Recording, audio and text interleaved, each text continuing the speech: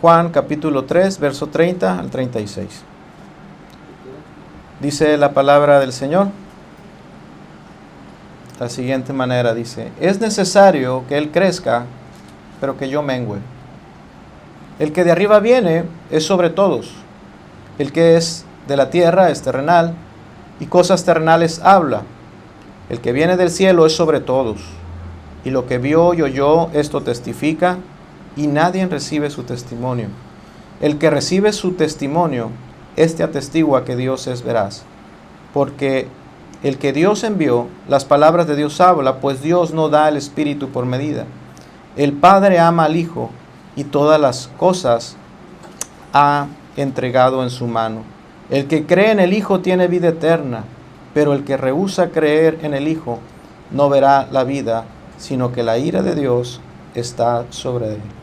Padre, te pedimos tu ayuda para exponer tu palabra, Señor, y que lo hagamos fielmente. Te pido que guardes mi corazón, Señor, y que me encierres en el texto. Te pido también, Señor, porque por cada uno de los oyentes que están aquí, que tu palabra pueda llegar, Señor, donde necesita llegar. Señor, que pueda haber entendimiento, y eso solo tú lo puedes hacer. Son palabras celestiales, divinas. Señor, necesitamos de tu ayuda, Señor, para poder entenderlas, comprenderlas y poder recibirlas.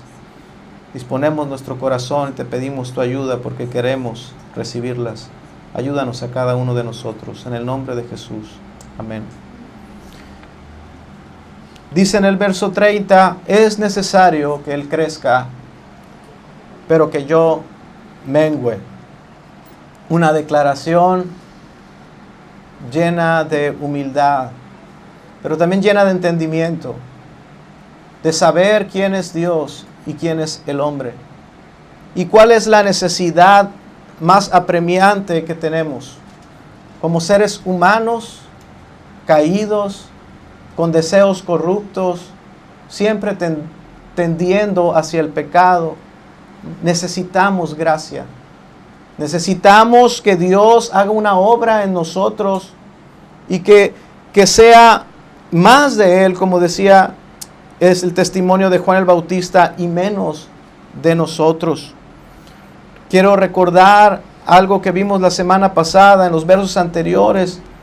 Estas palabras que Juan nos ha hablado deben también de estar bien arraigadas en nuestros corazones. Todo cristiano, toda persona que dice ser cristiano, ser creyente, debe de tener esta misma prioridad. Es necesario que Él crezca y que nosotros menguemos. Él debe crecer mientras que nosotros debemos menguar, morir. Juan entendía claramente que su ministerio consistía en exaltar a Cristo, en proclamar a Cristo y que Cristo fuera cada vez más supremo, mientras que Él menguaba. Ese también es el ministerio de la iglesia. Ese también debiera de ser el ministerio de cada predicador detrás de un púlpito que se atreve a hablar la palabra de Dios. Exaltar a Cristo, exaltarlo a Él por encima de todas las cosas. El siervo de Dios, vimos la semana pasada, no debe de ser jamás alguien jactancioso. De hecho, ninguno de nosotros que pretende llamarse o decirse regenerado, nacido de nuevo, cristiano, puede pretender ser el enfoque, puede pretender ser el centro, puede pretender ser la prioridad. No, nosotros debemos de ser, hermanos, humildes. Nosotros debemos de menguar y Cristo debe de sobresalir en nuestras propias vidas. Cristo debe de ser glorificado. Debemos de tener esa misma actitud que tenía el apóstol Juan. De hecho, Pedro, el apóstol, su primera carta en el capítulo 5, verso 5, le dice a los ancianos y a los jóvenes de la iglesia, les da esta instrucción, les dice: revestidos de humildad, revístanse de humildad. Si alguna apariencia van a dar, que sea de humildad. Si alguna imagen van a dar hacia el mundo, que su imagen sea de humildad. Y les recuerda a Pedro una verdad esencial de toda la Escritura. Porque Dios resiste a los soberbios, pero da gracia a los humildes. Hermanos, si nosotros queremos mirar el ejemplo más supremo del siervo humilde, sin duda tendremos que voltear a Cristo, el que es el ejemplo supremo. Filipenses capítulo 2, verso 5, dice la palabra del Señor: haya pues en vosotros este mismo sentir que hubo también en Cristo Jesús, el cual, siendo en forma de Dios, no estimó el ser igual a Dios como a cosa que aferrarse, sino que se despojó a sí mismo. Cristo, el Hijo unigénito de Dios, se despojó a sí mismo. ¿Y cuál es su humillación? Dice, tomó forma de un siervo, se revistió de humildad, como dice Pedro, hecho semejante a los hombres. El Dios todopoderoso, supremo, que habita en la eternidad, se humilla de esta manera, tomando forma de siervo, siendo hecho semejante a los hombres, y estando, dice Filipenses, en la condición de hombre, todavía fue más humilde. Porque Él estuvo entre nosotros, no como un gran rey poderoso que quería que todos se sujetaran a Él y le sirviesen. Él vino, y ¿qué dice la Escritura? Estando en la condición de hombre, se humilló a sí mismo. Y lo que hizo Cristo, el Hijo unigénito de Dios, vino a servirnos. Dice, haciéndose obediente hasta la muerte, y muerte de cruz, yendo a la cruz. Este es el ejemplo que Jesús dejó a su iglesia. Ese es el ejemplo que todo siervo de Dios, que todo hijo de Dios debe tener siempre presente. Ser humildes. Debemos de menguar. La iglesia debe tener esa misma actitud que hubo en Cristo, de humildad y de exaltarlo a Él. En la medida en que la doctrina es desechada de la iglesia, en la medida en que nosotros sacamos la palabra de Dios de la iglesia y escuchamos filosofías, doctrinas de hombres, pensamientos de hombres, en esa misma medida en que es desechada la palabra de Dios de las iglesias, en que Cristo es disminuido, en esa medida los hombres empiezan a ser exaltados. Los ministros son exaltados, se vuelven el centro de atención, y vimos la semana pasada, eso es abominable. Eso es detestable a los ojos de Dios. Dios resiste a los soberbios. Cuando nosotros, hermanos, nos exaltamos, cuando nosotros vivimos nuestras vidas, no para vivir humildemente en servicio, sino en pos de nuestros sueños, de nuestras ambiciones, estamos de alguna manera resistiendo a Dios. Pero lo más fuerte es que la Escritura dice, Dios te resiste a ti. Dios te resiste a ti. Dios se opone a tu vida, a tu conducta. Dios se opone a nosotros, dice, pero Dios da gracia a los humildes. Es impresionante ver que cuando las personas están llenas de orgullo y de soberbia, que viven para sí, los siervos del Señor son los que sobresalen, los que resaltan, donde no hay palabra, donde no hay doctrina. Estas mismas personas aún pueden pensar llamarse amigos de Dios. Pueden decir que tienen una relación muy especial con Dios. De hecho, cualquier hombre, tú puedes salir a la calle y muchos te pueden decir, yo tengo una relación con Dios, no voy a la iglesia, no leo la palabra, no me importa su palabra, no me importan sus mandamientos, yo, estoy viviendo mi vida, pero sin embargo yo considero que tengo una relación con Dios, soy amigo de Dios. La Escritura dice todo lo contrario. Dios resiste. Dios dice, yo te resisto. Para nosotros, los creyentes, entonces solo la Escritura nos deja un solo camino que podemos seguir, el camino de la humillación, el camino de tomar la cruz. Cada día, el camino de negarnos a nosotros mismos. Ese es el camino que tiene el creyente. Juan dice, es necesario que yo mengue y que Él crezca. Era necesario para Juan, lo es necesario para nosotros, hermanos, que Él crezca. Juan el Bautista, el hombre aquel cuyo testimonio dio Jesús acerca de Él y dijo, como Juan el Bautista, Jesús dijo, no ha habido hombre nacido de mujer como Él. Y es este hombre el que dice estas palabras, es necesario. El hombre más grande que Abraham, más grande que Moisés, más grande que David, más grande que cualquiera de los profetas que hicieron grandes milagros, más grande que Isaías, que Jeremías, el más grande de todos, dice, es necesario revestirme, menguar, revestirme de humildad y que Él sea el que crezca. ¿Cuánto más nosotros? La razón de nuestra existencia es la gloria de Dios, es glorificar a Él. Efesios 1:5, ¿no dice acaso la Escritura que Él nos escogió en amor para ser adoptados hijos suyos por medio de Jesucristo? Dice, según el puro afecto de su voluntad, para la alabanza de la gloria de su gracia. Existimos, somos para alabar, para exaltar a uno, para que crezca uno, y ese uno es Cristo. Y eso es lo que hace Juan para terminar esta última parte de su testimonio a esos discípulos. ¿Recuerdan? Esos discípulos que vienen porque tienen una discusión, esos discípulos que aún permanecían con Juan.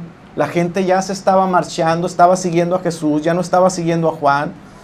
Juan estaba menguando mientras Jesús su ministerio estaba creciendo. La gente se marchaba con Juan, los discípulos de Juan se marchaban hacia Jesús. Y vienen estos discípulos que no tenían entendimiento y le vienen a reclamar a Juan, le dicen, se van. Estos discípulos que aún estaban con él, Juan les otorga una predicación más. Una predicación más. Aquellos que todavía no iban a Cristo. Y les da 5 razones para que vayan, para que corran a Jesús, para que pongan sus ojos en Jesús y no en el hombre. Tratar de persuadirlos de alguna manera a estos ciegos, a estos hombres sordos sin entendimiento. Una vez más les voy a decir algo. Cristo es supremo. Cristo es mayor que cualquier hombre. Él está entre nosotros. Corran a Él. Corran a Él. Y lo primero que les dice en esta última parte, les dice, vayan a Él. Les voy a dar una razón para que ustedes vayan. En el verso 31 les dice, el que de arriba viene es sobre todos. Ustedes aún permanecen aquí sin ir a Cristo. ¿Qué hacen aquí? Él es celestial. No hay nadie como Él. No hay ningún ser humano, ningún hombre sobre esta tierra como Él. Y Él está entre nosotros. Él es celestial. Él es mayor que cualquiera porque su origen es celestial. Ninguno de nosotros tiene ese origen. En verdad, Juan podría estarles preguntando a sus discípulos, ¿en verdad ustedes quieren confiar en el hombre? ¿En verdad ustedes quieren permanecer aquí conmigo? ¿Ustedes quieren confiar en el hombre cuando hay uno que ha descendido del cielo? Maldito el hombre que confía en el hombre. Recuerden al salmista, bien pudo haberles dicho él, Salmo 118, mejor es confiar en Jehová que confiar en el hombre. Mejor es confiar en Jehová, decía el salmista, que confiar en los príncipes, en los poderosos, en cualquier hombre que veas con poder o con autoridad. Seguramente ustedes vieron en mi predicación poder, de haber dicho Juan. Vieron poder en mi predicación, pero mejor es confiar en Jehová que confiar en el hombre, que confiar en los príncipes, en los famosos, en los poderosos. Pongan sus ojos en Cristo y vayan a Él. Él es celestial. El Salmo 121 dice el salmista, alzaré mis ojos a los montes. ¿De dónde vendrá mi socorro? El salmista escribe en un momento de angustia y dice, yo busco ayuda, busco socorro, voy a poner mi mirada en lo más alto, en lo más fuerte que pueda haber en este mundo, los montes altos. Lo más alto y lo más fuerte en esta tierra no nos puede ayudar. Alzaré mis ojos a los montes. ¿De dónde vendrá mi socorro? ¿Quién podrá ayudarme? Mi socorro, decía el salmista, viene de Jehová, no de los montes, viene de Jehová, que hizo los cielos y la tierra, el creador, el que es celestial, el que es divino, el que viene de arriba. Juan les recuerda a estos discípulos que Él venía de arriba, que Jesús era celestial. Él es nuestro socorro que viene del cielo. Él es diferente a cualquier hombre terrenal. Cristo es mayor que Buda, Cristo es mayor que Mahoma, Cristo es mayor que Francisco. Cristo es mayor que cualquier monte alto y fuerte y poderoso. De apariencia, todos son terrenales, pero hay uno que es celestial, único. Cristo. Cristo Jesús. Él viene de arriba. Él es mayor que todos esos montes.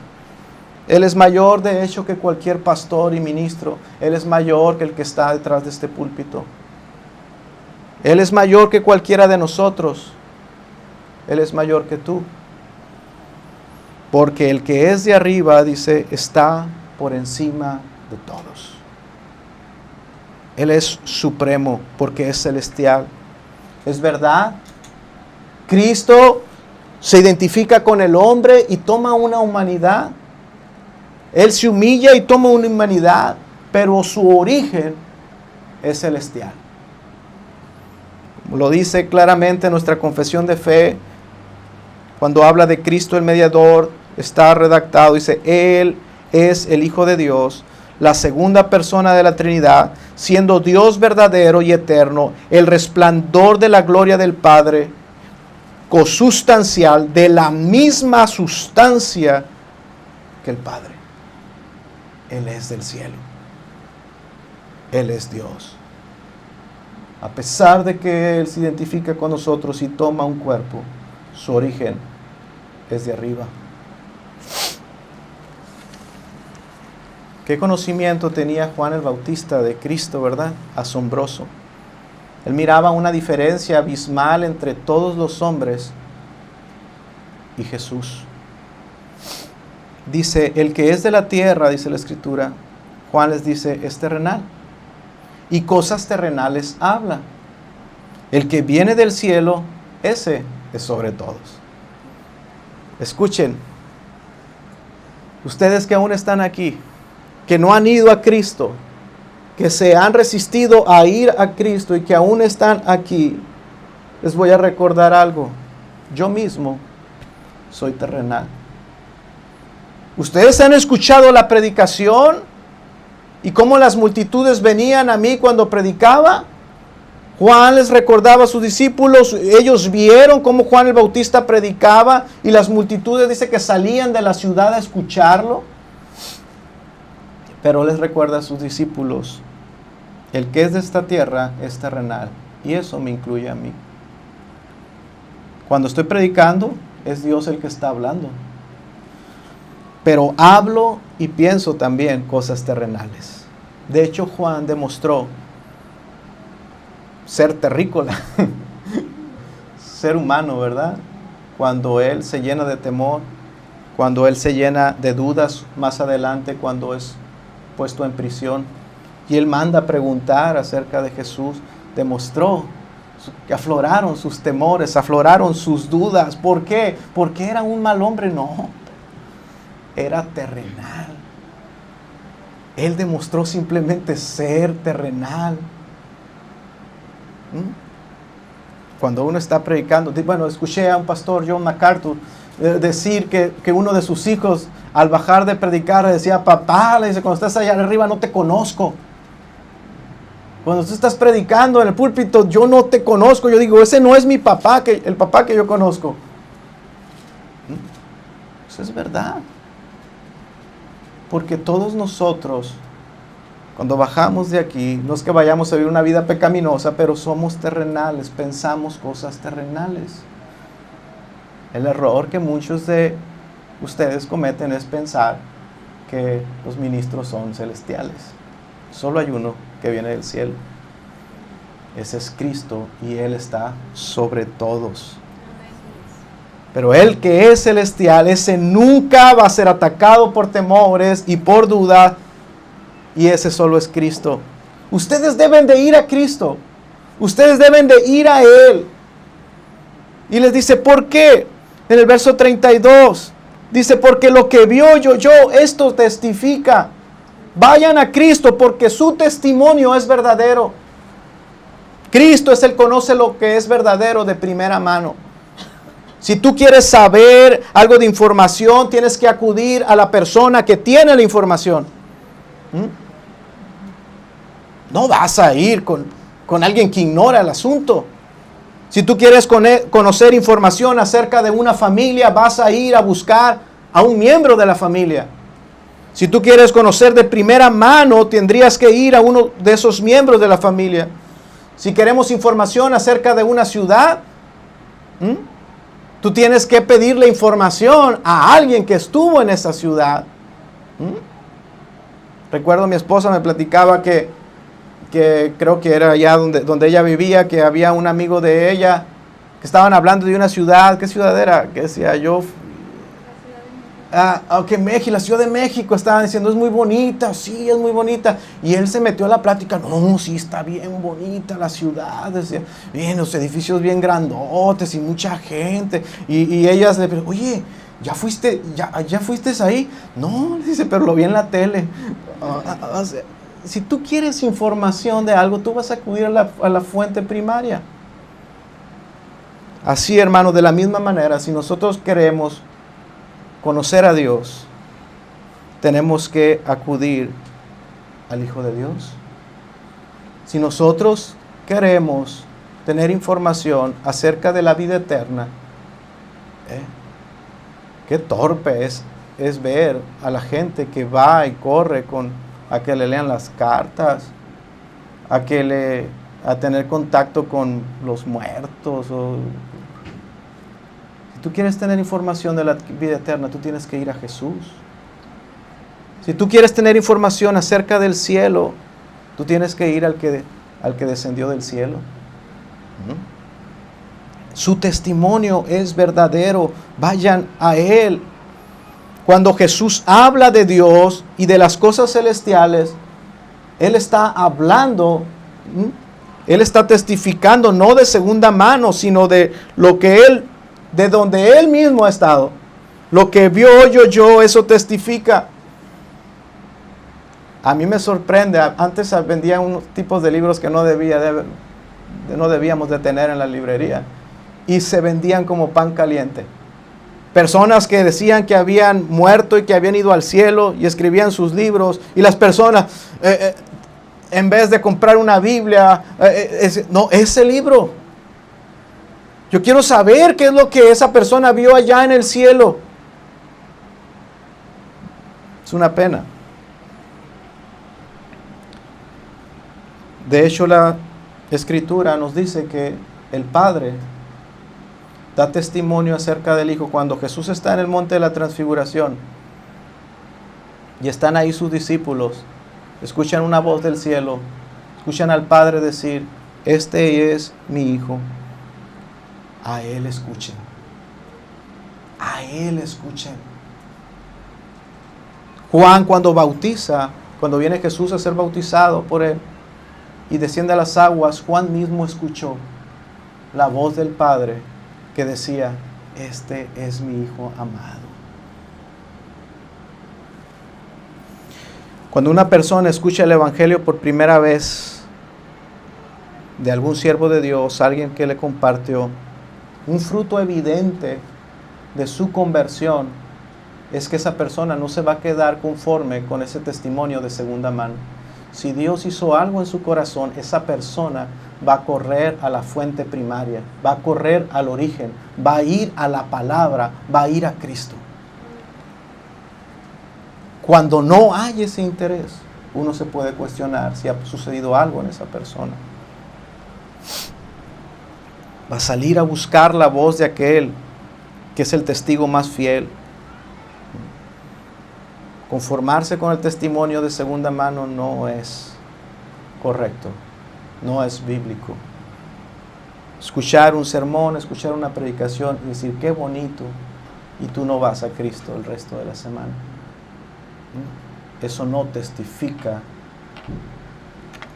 bien acerca de ti.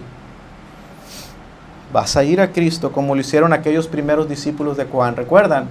Ya predicamos de aquellos primeros discípulos que Juan les dice, vayan a Él, y ellos, es Él de quien yo dije que era el Cordero de Dios, y ellos, pues ya nos vamos, y dejaron a Juan y fueron a Jesús. Si tú no has hecho esto, si tú no ves esto en tu vida, quizás este sea un mensaje para ti. Si tú has vivido tu cristianismo o tu religión pensando que con escuchar los sermones es suficiente, y tú no has ido a Cristo verdaderamente, quizá este mensaje sea para ti. Yo te exhorto, ve a Cristo y búscale a Él. No te conformes con el testimonio de segunda mano. Ve a la Escritura, al testimonio fiel, ahí. Dice Juan, y nadie recibe su testimonio. Es una pena. Recuerden que estos discípulos llegaron y le dijeron a Juan anterior de estas líneas, ellos llegaron y le dijeron a Juan, todos se van con Jesús, Juan, ¿qué vamos a hacer? Nos estamos quedando solos, todos se van, todos se van. Y aquí Juan les se la regresa, ustedes dicen que todos, les voy a decir lo mismo, nadie recibe su testimonio. Es una pena que sean tan pocos los que van a Cristo. Es una lástima que sean tan pocos aquellos que corren a Él. Es una pena que ustedes aún permanezcan aquí. Ante los ojos de Juan esto era una pena, era una lástima. Que sean pocos los que acepten el mensaje y presten oídos a Cristo. Parece que están más dispuestos a escuchar a un hombre que a escuchar a Dios.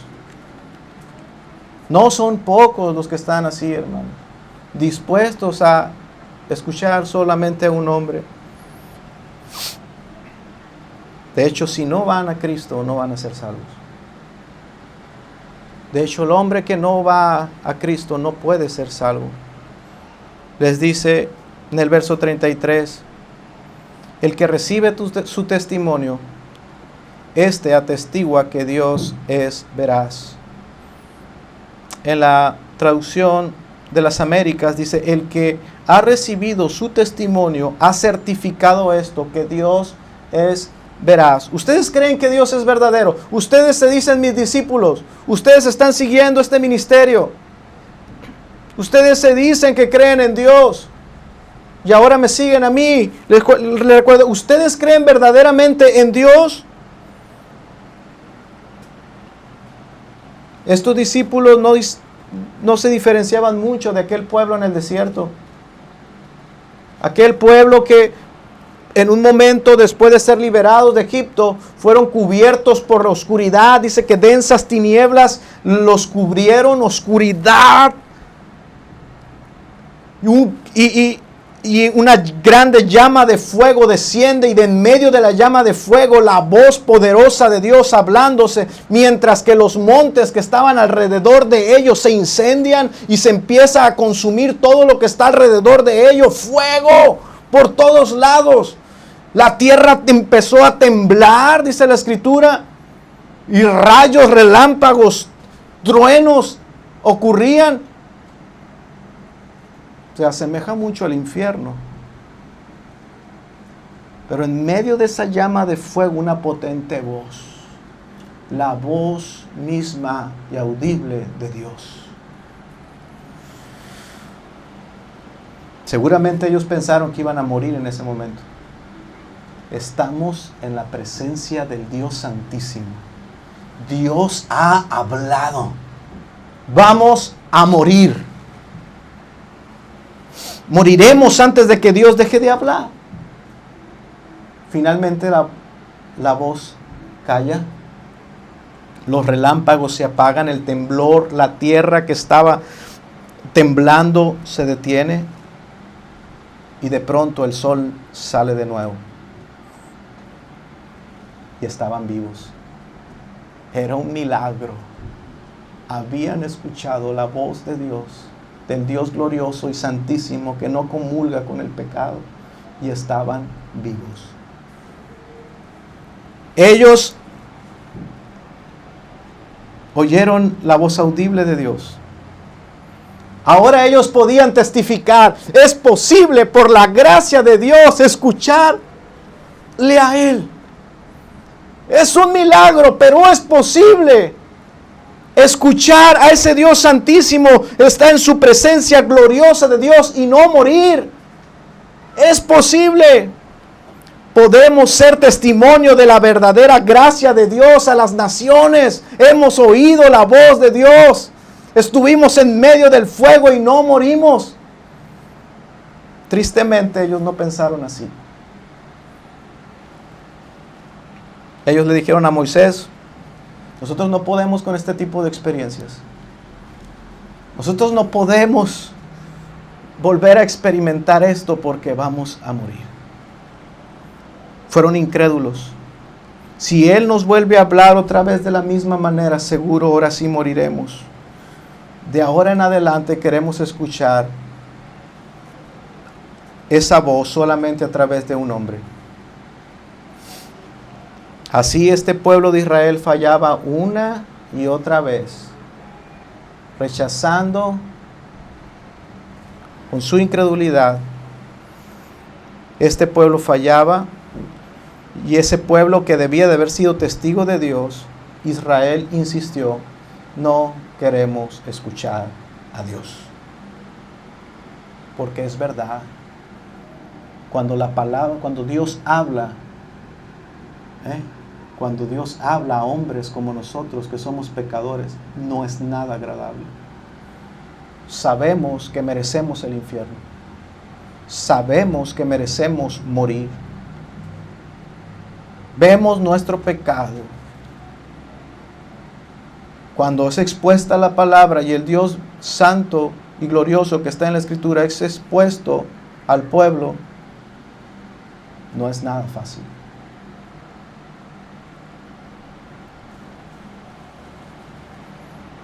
Por más bíblico que sea un predicador, si tú no vas a Cristo, si no vas a su palabra, tú no puedes testificar que Dios es veraz. Y estarías fallando como lo hizo el pueblo de Israel. No son pocos los que están siendo engañados en este momento, un día como hoy, en muchas iglesias, por no ir a Cristo, por no ir a su palabra. Ya han escuchado el testimonio de segunda mano, pero no les importa ir a Él y atestiguar que Dios es veraz. Verso 34. Porque aquel a quien Dios ha enviado habla las palabras de Dios, pues Él da el Espíritu sin medida. Hermanos, este pasaje creo que debiéramos encerrarlo con el 35, porque no se puede entender claramente solamente sin el 35. Dice: el Padre ama al Hijo y ha entregado todas las cosas en su mano.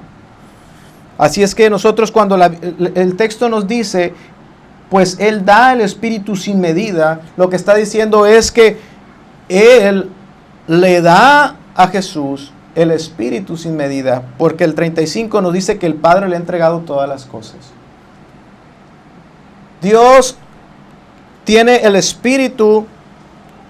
Cristo ha recibido el Espíritu Santo sin medida, en una manera ilimitada. Seguir a cualquier hombre, aunque sea un siervo de Dios,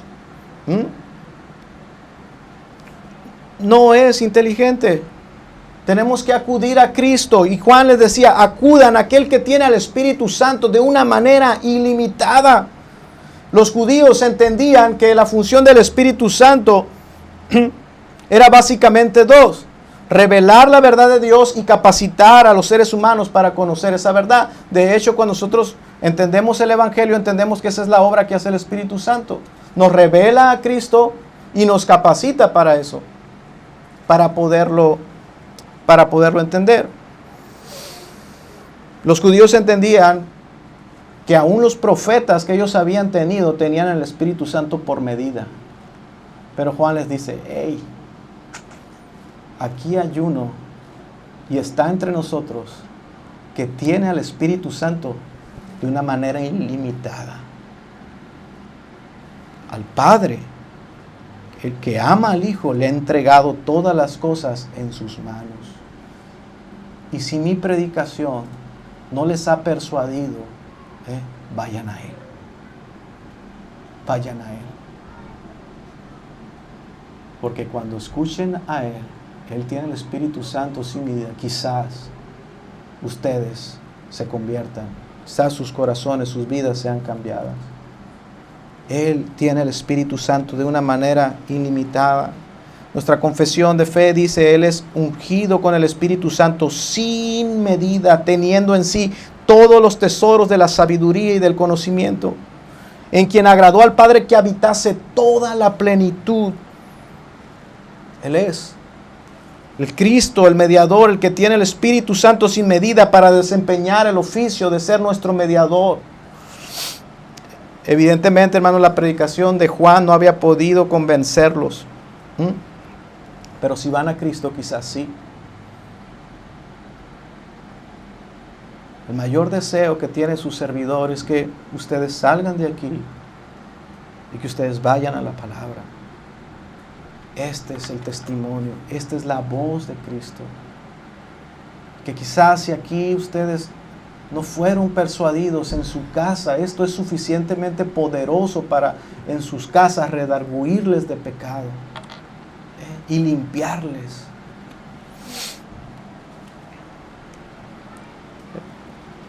Verso 36 dice, porque el que cree en el Hijo tiene vida eterna.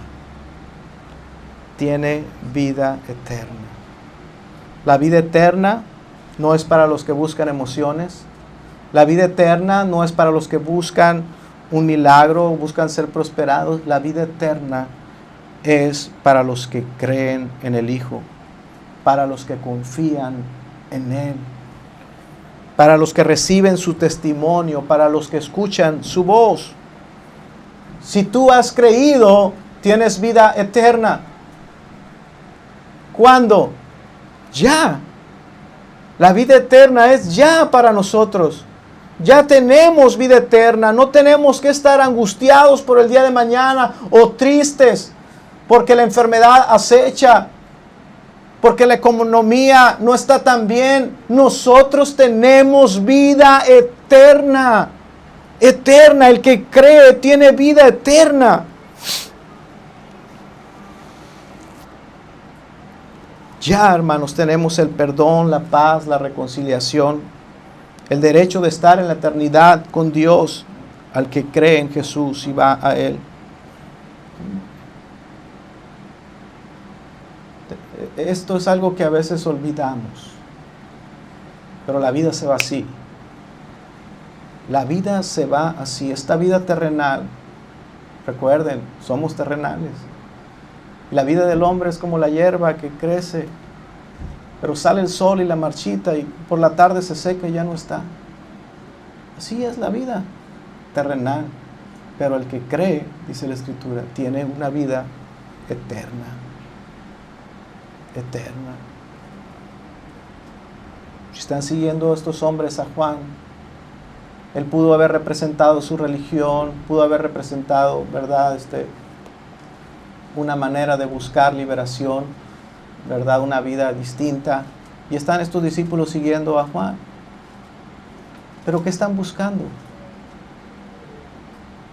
¿Qué están buscando? ¿De qué se trata esto? ¿De qué se trata esto de andar siguiendo religiones? ¿De qué se trata?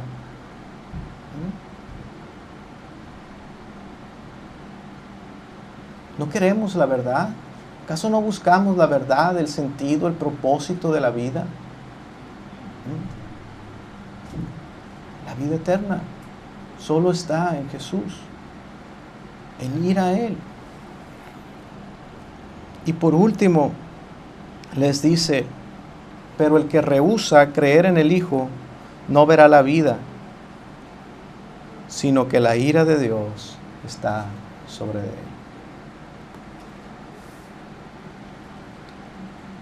Yo no sé si existe otro pasaje más claro y más fuerte, pero Juan termina su testimonio. Este es el último testimonio que Juan da acerca de Jesús. Pero aún quedan unos pocos que no han ido a Él. Y Juan ahora es muy claro. Hace un llamado de extrema urgencia. Porque aunque es verdad que hay vida eterna en su nombre y en creer en Jesús, es una realidad que hay un juicio para el que rehúsa creer en su nombre. Es verdad, y le dice, si aún ustedes permanecen aquí, yo les voy a dar lo último. Este es un llamado de extrema urgencia. La posición en la que ustedes están sin ir a Cristo es muy peligrosa.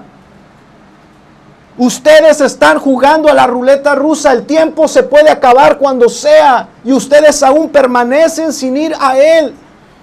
Si ustedes rehúsan creer en el Hijo, no verán la vida eterna. Aunque crean en mí, aunque crean en este ministerio, aunque crean en lo que estoy haciendo, si ustedes no van a Cristo, si ustedes no ejercen fe y se dirigen a Él personal, individualmente y escuchan su voz,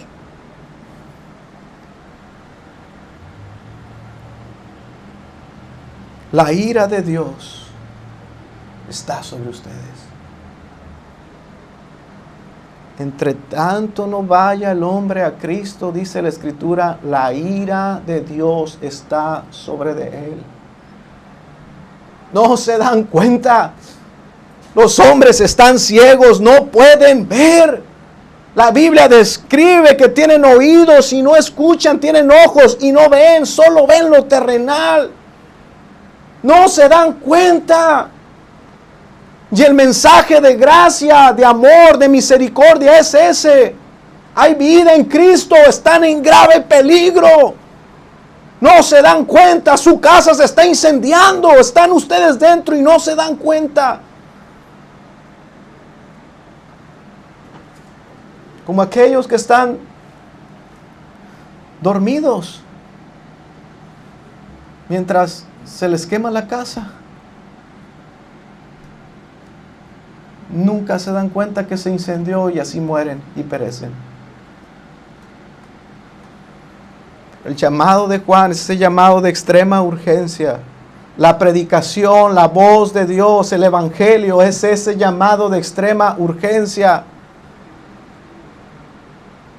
La ira de Dios está sobre ustedes porque rehúsan venir a Cristo, permanecen en sus pecados, permanecen sin venir a Él, ejerciendo fe en ustedes mismos o en otros hombres o en lo que hacen.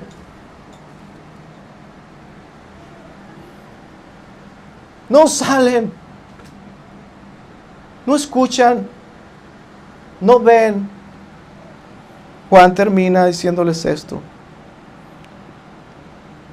La ira de Dios está sobre ustedes.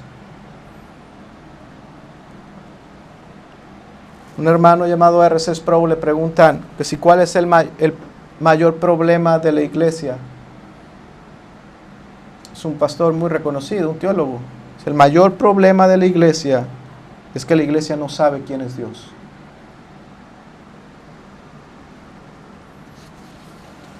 Muchas personas tienen una idea muy equivocada de Dios. Que Dios es solo paz, solo amor, solo misericordia, es un Dios bondadoso. Que Dios nunca va a mandar a alguien al infierno, que no va a castigar a nadie. Si Dios existe, dicen las personas, si Dios existe, este Dios debe de ser puro amor, pura misericordia. Y Él va a perdonar al final, va a perdonar a todos por igual y al final todos vamos a entrar al cielo. Esta forma de pensar proviene solamente de la ignorancia que hay de la voz de Dios. No quieren escuchar lo que Dios dice. Dios dice, la ira de Dios está sobre el hombre que permanece sin venir a Él. Oh, pero yo no veo eso. Pero yo veo mi vida muy bien. Yo veo mi vida en orden. Yo veo que tengo un buen trabajo. Yo veo que mis relaciones con mis semejantes funcionan muy bien. ¿Dónde está la ira de Dios, predicador? Mientes. La Biblia dice, sea Dios veraz y todo hombre mentiroso. Romanos 1:18 dice, porque la ira de Dios se revela contra toda impiedad e injusticia de los hombres que con injusticia restringen la verdad. Yo no quiero escuchar eso. Alguien se equivocó en poner eso ahí, en la Escritura. La ira de Dios, por otra parte, está siendo detenida en este momento por su gracia y por su misericordia. ¿Dónde está la ira de Dios, predicador? ¿Mientes? No, no miento.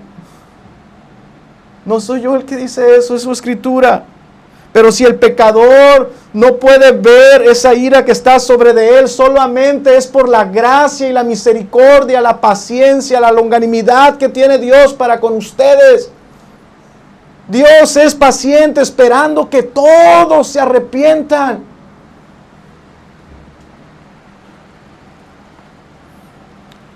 Romanos 2, capítulo 2, verso 4 dice, ¿o tienes en poco las riquezas de su bondad? ¿Tienes en poco las riquezas de su bondad? Tú dices que Dios es bueno, pero lo tienes en poco. Su tolerancia, su paciencia, lo tienes en poco. Ignorando que la bondad de Dios, esto que tú no ves la ira de Dios ahorita, es para guiarte, dice, al arrepentimiento. Si tú no ves la ira de Dios, si tú ves que todo funciona ahí, estás teniendo en poco su bondad, porque Dios te permite eso. Te permite ese bienestar, te permite el estar en esa situación ahorita, esperando. Sal de ahí, se está quemando. Ven aquí, ven. El fin de esa misericordia y paciencia es llevarnos al arrepentimiento. En el verso 5 dice, mas por causa de tu terquedad, Romanos capítulo 2, verso 5, mas por causa de tu terquedad y de tu corazón no arrepentido, estás acumulando ira para ti en el día de la ira y de la revelación del justo juicio de Dios. Va a haber un juicio. Va a haber un juicio. El tiempo se va a acabar. El tiempo se va a acabar. Ese tiempo de gracia y de misericordia esperando a que vengas a Él. Por tu terquedad, dice Dios, por tu terquedad, por ser terco y menospreciar que Dios es bueno, esperando que vengas a Él. Verso 6, Él pagará a cada uno conforme a sus obras. A los que por la perseverancia en hacer el bien buscan gloria, honor e inmortalidad, vida eterna. Pero a los que son ambiciosos y no obedecen a la verdad, sino que obedecen a la injusticia, ¿a ellos qué? Ira e indignación. Dios da gracia a los humildes, pero resiste a los soberbios.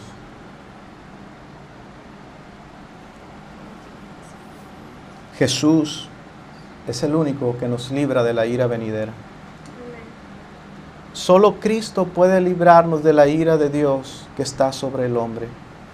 Solo su Hijo Jesús, que por amor fue enviado a esta tierra para pagar por nuestros pecados y reconciliarnos con Dios. Verso 9 dice, pues mucho más, siendo ya justificados en su sangre, seremos salvos de la ira seremos salvos de la ira. Hermanos, y así cierra Juan su testimonio.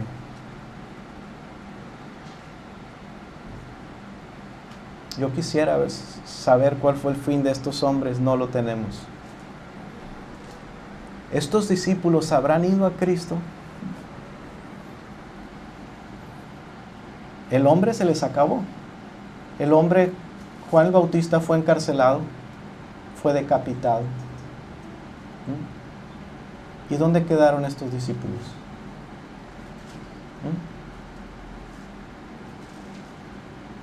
Nosotros no seguimos a nadie más.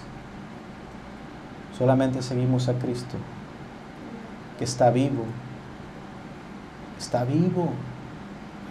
que es de arriba, ahora está arriba y volverá, y va a volver por los suyos,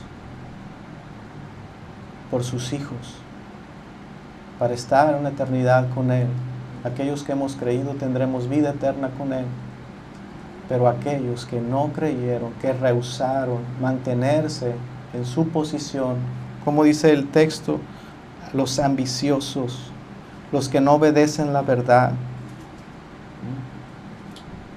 los que están tras sus propios deseos y no se sujetan a Dios, no vienen a Él porque quieren estar libres de Dios, vivir una vida sin Dios. Por eso es claro cuando la Biblia dice que el hombre no busca a Dios, aunque diga que es amigo y que tiene una relación, al no venir a Cristo, evidencia que aborrece a Dios.